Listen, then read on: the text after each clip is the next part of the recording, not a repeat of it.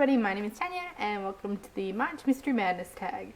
So the March Mystery Madness tag is actually a video challenge that is part of the March Mystery Madness month-long readathon that's been happening in the month of March, that is being hosted by Elizabeth from Lizzie Taylor's Books and Troy from Troy Towel. I haven't been participating in the readathon, but Stephanie from Time to Read did this as a video challenge and tagged me in it, so here I am. So it's very much the end of March now, and like I said, I haven't been participating in this readathon, although I did read my staple Agatha Christie for the month, so I did complete one of the challenges as it turns out. So the idea of the tag is to take 3 words, March, Mystery, Madness, and puts a couple of prompts that go with those words to prompt you to show a book. So I mentioned to Stephanie when she tagged me that I would have to try and answer these questions without going to an Agatha Christie, since I am all about Agatha Christie. Probably about a year ago now, I did another tag video, which was the coffee shop book tag, and I answered all of the questions of that with Agatha Christie titles. And so this one I was going to steer away from that and choose non-Agatha Christie titles, but looking at my shelves, when I was thinking about these questions, I would think of a good Agatha Christie that would go with them. So I thought this was an opportunity again that I could answer every question with an Agatha Christie book. So I decided to go both ways, and for each of the prompts I'm going to have a non-Agatha Christie and an Agatha Christie example to show you. All that being said, let's just get into it. The first word, of course, is March, and March being the month of St. Patrick's Day, we've got a couple of Irish themed questions. The first one is to show a green book. And so for my non-Agatha Christie pick, I have gone with Murder in Mendelssohn by Kerry Greenwood. This is the 20th book in the Friday Fisher series. I've spoken about Friday Fisher a little bit on my channel before. This is a mystery series. It follows the adventures of the very striking, very independent Miss Friday Fisher, and setting herself up as a lady detective in the late 1920s in Melbourne. I found this series to be an absolute joy. They're a lot of fun. She's spunky and kind of challenging gender norms of the time, and I very much enjoy reading about her adventures. And then for my green Agatha Christie, I have gone with A Pocketful of Rye, which is one of her Miss Marple stories. I haven't read this one yet, but it will be coming up sometime this year in my chronological read-through, so I will find out a little bit more about it and talk about it then. And then the second prompt for March is to pick a book with a leprechaun in it, or any other kind of tiny person. I'm sure there are mystery books that do have leprechaun characters in, but I've gone with a non-mystery choice for my first one, and that is Son of the Shadows by Juliet Marillier. Juliet Marillier writes historical fantasy, predominantly set in ancient Ireland and Britain, and is very much steeped with Celtic lore. And while there isn't specifically a leprechaun in this one, although there might be in stories that are told in it, because we've got the stories themselves that Juliet Marillier is telling, and that are, as I said, very steeped in lore, but also characters within this are then telling lore, and very much storytelling is a part of their world. And so there are quite a lot of stories that come up within her books that feature leprechaun characters. This is the second book in Juliet Marillier's Seven Water series, and where the first book very much dealt with the Fae, with the fair folk, this one deals with the Old Ones, which are an older and more primitive race of kind of ancient gods. The Old Ones are a lot smaller and are often based in nature, so there'll be beings that are kind of modelled on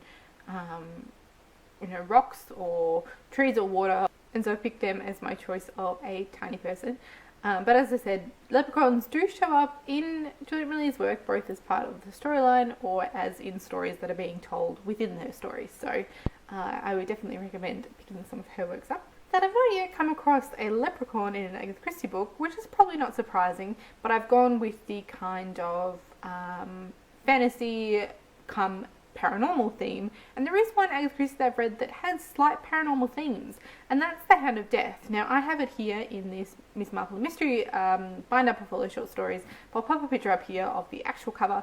And The Hand of Death is a strange mix of stories, which I believe I've spoken about before briefly, and as I said, a number of them do have this kind of slight paranormal theme to them of is it or isn't it, and it's quite a strange anomaly from what I've read of Agatha Christie so far. So while there might not be an actual leprechaun in there, there is something of the other. Moving on to mystery, the first prompt for that one is to recommend a mystery. So a mystery that I read a few years ago now and was an absolute joy is The Unexpected Mrs. Pollifex by Dorothy Gilman.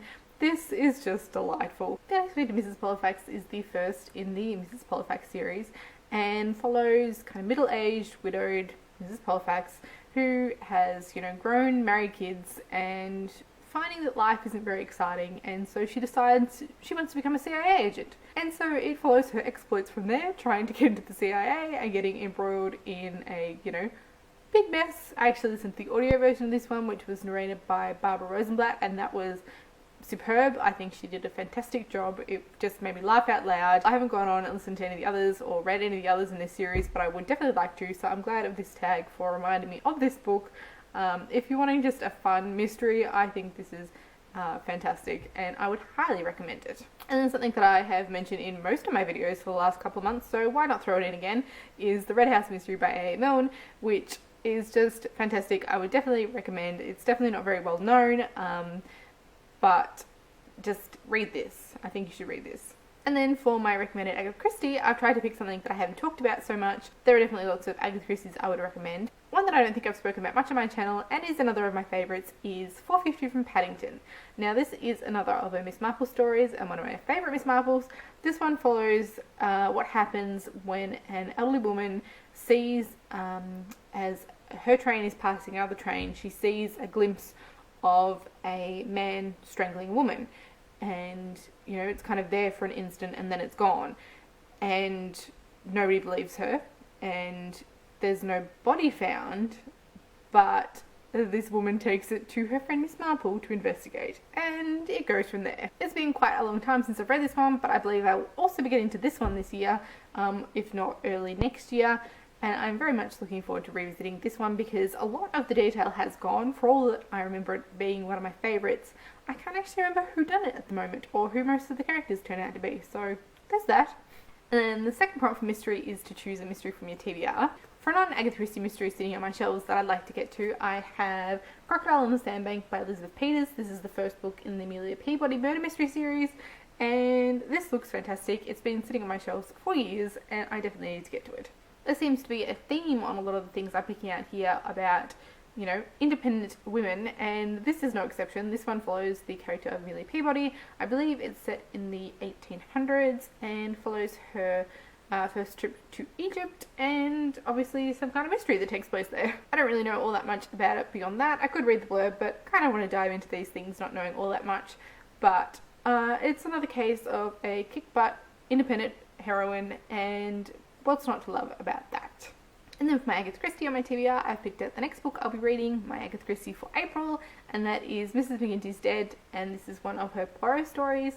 I've not read this one before, so it'll be totally new for me. I don't know anything about it. I'm not going to read the blurb, but this is one that will be coming up next month. And then the prompts for madness. The first one is to pick a book that is a psychological thriller or has a psychopathic character. The one I picked is kind of a blend of the two, and that is Shutter Island by Dennis Lehane. This one is kind of part mystery, part psychological thriller. It's very gripping, definitely dragged me through. I just inhaled this one and absolutely loved it. And it's also set in an institution for the criminally insane, so there are a lot of psychopathic characters in this one. And then for my Agatha Christie fitting this question, this is one that I've definitely spoken about before, but it's the one that fits best, and I talk about it a lot for good reason. It's absolutely amazing. And so the closest book that Agatha Christie has to a psychological thriller is, of course, And Then There Were None. So And Then There Were None is definitely the most gripping. It's definitely the most, the closest to being a thriller of her books. This is following the story of different strangers that are invited to this island by a mysterious host, and then they start dying one by one. It is absolutely fantastic. I would highly, highly recommend this one. It's, one of her most famous books for a reason. It is superb. And then the last prompt is kind of playing on the sporting connotation of madness or March Madness, and to pick a book with a sporting theme. I'm not a huge sporting person. I really only follow the AFL, which is Aussie Rules Football, and it started this weekend, and I'm so excited, and I'm going to a game later today, and I'm very much looking forward to it. It's going to be epic. But other than that, I don't really follow any sport, but I have been able to pick out a couple of books with a sporting theme. The first of which is The Art of Fielding by Chad Harbuck. I don't actually own a physical copy of this one, although I do need to get hold of it. I listened to the audiobook, which was fantastic. The audio version is narrated by Halter Graham, and he did an absolutely fantastic job. I absolutely loved it. I fell in love with the characters. This one, as you can probably guess from the title, focuses on baseball, and baseball is a very big part of it, and I don't care at all about baseball, so I wouldn't let that put you off reading this because I absolutely adored it. So I would definitely recommend that one as having a very strong sporting theme. And then I do have a second one to show with a somewhat more tenuous sporting theme, and that one is Something Rotten by Jasper Fforde. This is the 4th or 5th book in the Thursday Next series by him, and it is somewhat a mystery. Thursday Next is a literary detective and follows her hijinks in and out of fiction, but a plot point in this one, which, you know, is not major, but it also is a significant plot point, is to do with the Super Hoop. And the Super Hoop is like the championship game of their major sport, and their major sport is like an extreme version of croquet. So that's a little bit different. And it's just absolutely hilarious. I love Jasper Fforde's writing, and, you know, extreme croquet, what's not to love? And then lastly, for my Agatha Christie with a sporting theme, I have gone with Murder on the Links. In this one, a body is discovered in a golf course. There isn't all that much to do with golf beyond that. There's a little bit of, you know, talk about golf in it, but for the most part, it's just the, you know, setting of the crime. But this is fantastic. This was the 3rd book that Agatha Christie published, and is her 2nd outing of Poirot and his kind of sidekick Hastings. And I really enjoyed this, as I enjoy all of her books, but I think this one is definitely very worthwhile and, you know, sporting theme. As that was the March Mystery Madness tag, I'm not going to tag anybody because March is very nearly over, but I will be trying to get this up before March is over. But of course, if you still want to do this one, definitely go ahead and I tag you. Let me know down in the comments what your favourite mystery is, and if you have any questions about the ones that I've shown today. As always, thank you all for watching, and I will see you next time. Bye!